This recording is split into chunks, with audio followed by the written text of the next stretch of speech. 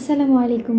আজকে পবিত্র শবে বরাতের রাত। এই রাত হচ্ছে মানুষের গুনাহ মাফের রাত। আগের বছর এই রাতে কোনো একটা মানুষ আমার সাথেই ছিল। দীর্ঘদিন পর পবিত্র শবে বরাতের রাতে আলম হাসানের কথা মনে করে অজরে কান্না করল শর্মিলা। শর্মিলা ফেসবুক লাইভে এসে বলে, গত বছর এই দিনে আমার পাশে যে মানুষটি ছিল, ঠিক এক বছরের মাথায় সেই মানুষটি আমার পাশে নেই। এরকম শবে বরাতের দিনে একসাথে আমরা নামাজ পড়তাম। আমার সেই প্রিয় মানুষটি বেতেরের নামাজ 1 রাকাত পড়ত। সেই বিষয়টা নিয়ে আমি অনেক হাসাহাসি করতাম।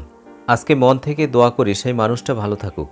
সর্বশেষ শর্মিলা বলে, সবাই আমার জন্য দোয়া করুন, আল্লাহ যেন আমাকেও ভালো রাখে। মজার বিষয় কি, বেতেরের নামাজ হচ্ছে 3 রাকাত, সে 1 রাকাত পড়ে আসছে। তারে কত পচাইছি, এক রাকাতকে কেউ বেতের পড়ে নাকি? সে বলে যে হ্যাঁ, 1 রাকাত বেতের পড়া যায়। আল্লাহ লীলা খেলা বোঝা যায় না। আগের বছর যে ছিল এখন নাই সে। তো আমার জায়গা থেকে আমি দোয়া করব, যে যেখানেই থাকুক, যেইভাবেই থাকুক, সব পরিস্থিতিতে সবাই ভালো থাকুক। আর আমার জন্য সবাই দোয়া করবেন যেন আমিও ভালো থাকি, আর আমার সামনের দিনগুলো যেন অনেক সুন্দর হয়। দর্শক, কেমন লাগলো আজকের আপডেট পেয়ে অবশ্যই কমেন্ট করে জানিয়ে দিন। আর ভিডিওটি যদি ভালো লাগে লাইক, কমেন্ট, সাবস্ক্রাইব করে আমাদের পাশে থাকুন। ধন্যবাদ।